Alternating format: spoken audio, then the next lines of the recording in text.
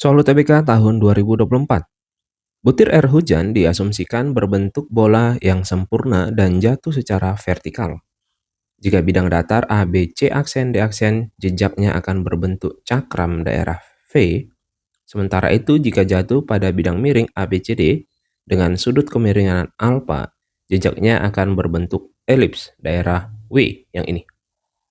Perhatikan bahwa jejak butir-butir air hujan akan menutup bidang ABCD jika jejak tersebut menutup bidang AB, C aksen, D aksen.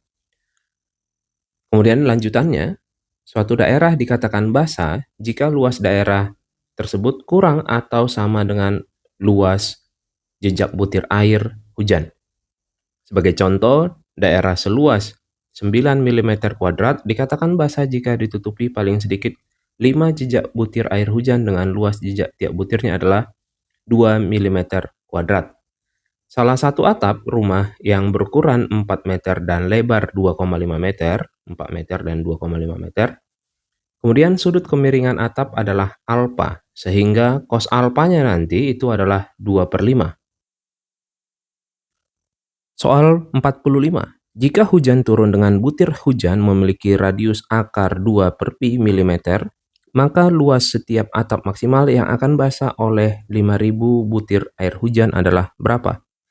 Jadi kalau setiap butir air hujan radiusnya segini, nanti kalau 5.000 berapa luas penampang yang bisa ditutupi? Awalnya, butir air hujan itu berbentuk bola. Nah, sekarang kalau dia bola dikatakan jari-jarinya adalah R. Seperti ini, kalau kita lihat dua dimensi secara menyeluruh jadi penampang lingkaran. Karena jatuhnya di bidang miring, maka nanti yang tadinya lingkaran akan permukaannya berbentuk elips ketika jatuh di bidang miring. Dengan begitu, bisa kita lihat di sini nanti itu tetap jadi R ya. Yang di sini R. Atau dengan kata lain ini nanti R juga ya. Di sini R. Jadi kalau kita keluarkan segitiga yang ini, sudutnya katanya adalah alfa. Inilah alfa. Nah, sekarang di sini adalah R. Misalkan di sini R, nanti kita akan buat mencari sisi miringnya ya. Ini tadi adalah R dan di sini kita namakan sebagai B. Yang ini B, dari sini ke sini. Ini adalah alfa. Cos alfa nilainya adalah 2/5 dari soal. Itu sama dengan R dibagi dengan B. Sehingga B-nya kita dapatlah nilainya 5/2 R. 5/2 R maksudnya. Karena di sini adalah R, kalau misalkan dia lingkaran, luasnya itu sama dengan pi R kuadrat. Sementara kalau dia elips, kalau elips misalkan ini ada A dan di sini B. Nanti kalau sumbu mayornya itu adalah 2B dan sumbu minor adalah 2A. Yang di sini ya. Maka luasnya ini nanti adalah pi AB. Dengan catatan tadi itu A itu menempati posisi R ya. Yang ini adalah A atau A di atas. Sementara sisi miringnya itu adalah B. Dengan begitu bisa kita dapatkan bahwa tadi nilai A adalah R, kemudian yang di sini B itu adalah 5/2 R. Maka untuk satu penampang, luas satu penampang elips itu sama dengan satu butir, bisa kita tuliskan sama dengan pi AB, yang nilainya adalah pi, tadi itu adalah R ya, yang ini. Kita tulis akar 2/pi milimeter, dikalikan B-nya. B-nya berarti 5/2, dikalikan R ya, seperti ini. Pi-nya nanti akan habis, karena ini akar sama di luar. Kemudian 2-nya akan habis dengan yang ini. Kita perolehlah ini dalam satuan milimeter.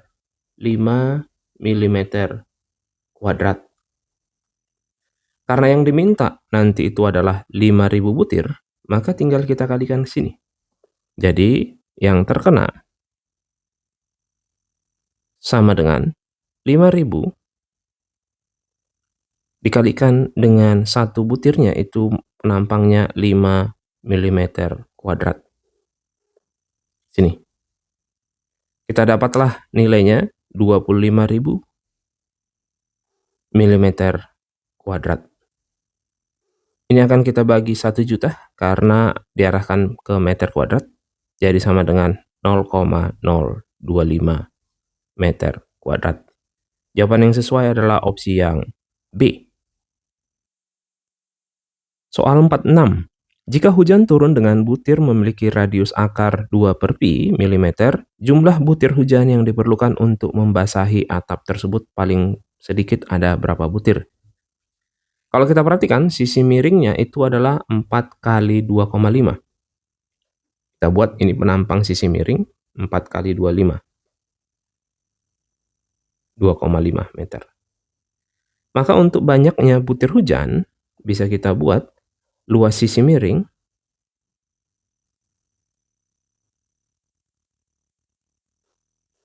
dibagi dengan luas satu butir elips.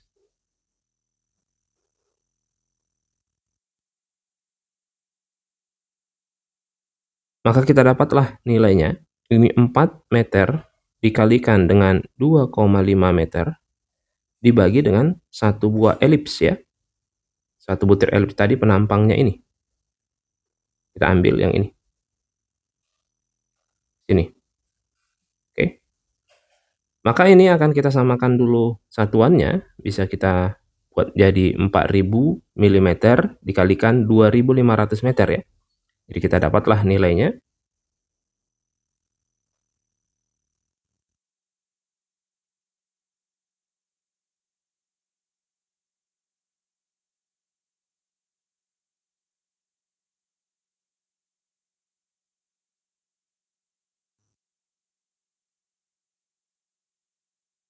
Dibagi dengan 5 mm kuadrat. Sehingga kita hasilkan nilainya ini adalah 2 juta butir.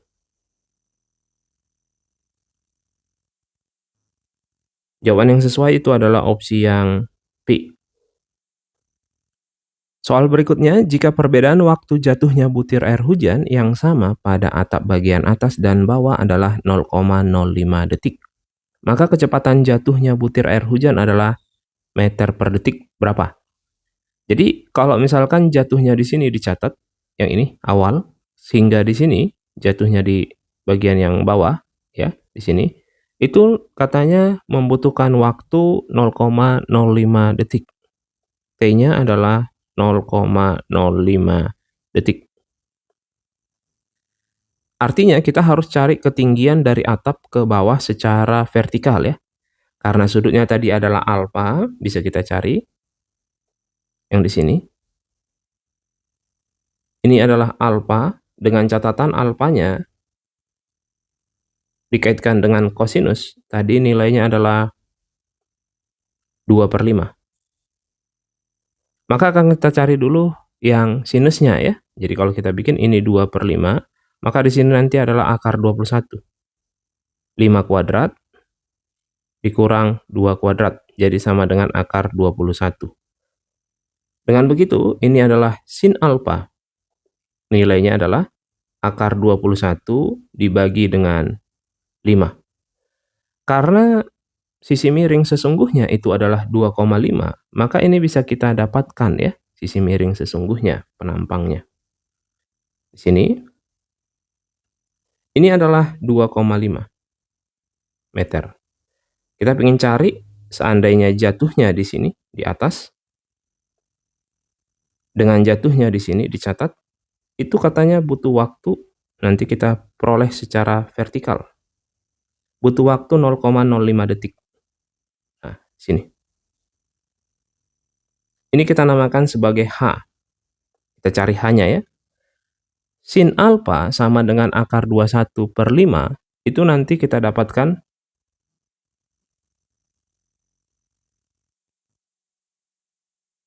sama aja dengan H dibagi dengan 2,5. 2,5 itu adalah 5/2. Nah, ini bisa kita sederhanakan.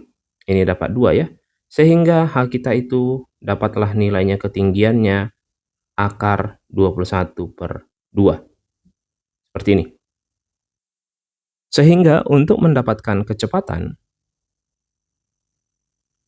itu bisa kita bagikan dengan lintasan, dibagikan dengan waktunya. Waktunya tadi dari soal. Kita perolehlah nilainya.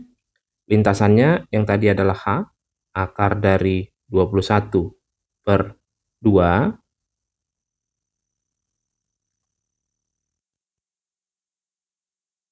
dibagi dengan waktunya. Waktunya itu adalah 0,05 detik. Ini bisa kita tulis jadi 5/100 detik.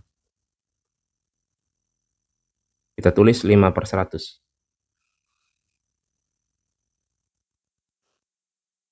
Yang di sini dalam satuan meter ya. 5/100 itu sama aja dengan 1/20. Jadi kita dapatkan di atas nanti nilainya sama dengan 10 akar 21 meter per detik. Dapatlah hasilnya yang E. Soal terakhir, jika hujan turun dengan butir hujan memiliki radius 1 mm, lebar terpanjang jejak butir hujan yang terbentuk di atap atau sumbu mayor dari elips. Jadi kalau kita perhatikan tadi penampang elips kita adalah ini ya. Yang ini. Kalau dikatakan radiusnya itu 1 mm, berarti itu adalah A ya. Radius sama dengan A, nilainya adalah 1 mm.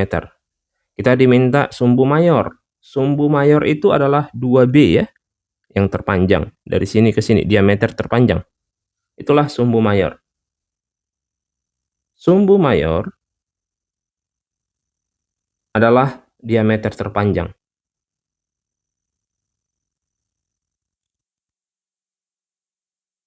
Yang nilainya adalah 2B. Tadi B kita itu adalah yang ini. Nih, udah kita dapatkan. B adalah 5/2R dari aturan kosinus ya. Karena R-nya disebutkan 1 mm, maka kita peroleh B-nya itu adalah 5/2 dikalikan 1. 5/2. Maka untuk mendapatkan sumbu mayor, diameter terpanjang itu adalah 2B. 2B sama dengan 5/2 dikalikan 2. Ya 5. Nilainya adalah yang D. Cukup jelas, bagikan video ini jika Anda rasa bermanfaat dan ikuti kelas Pak Luhut setiap Sabtu dan Minggu pukul 7 malam waktu Indonesia Barat.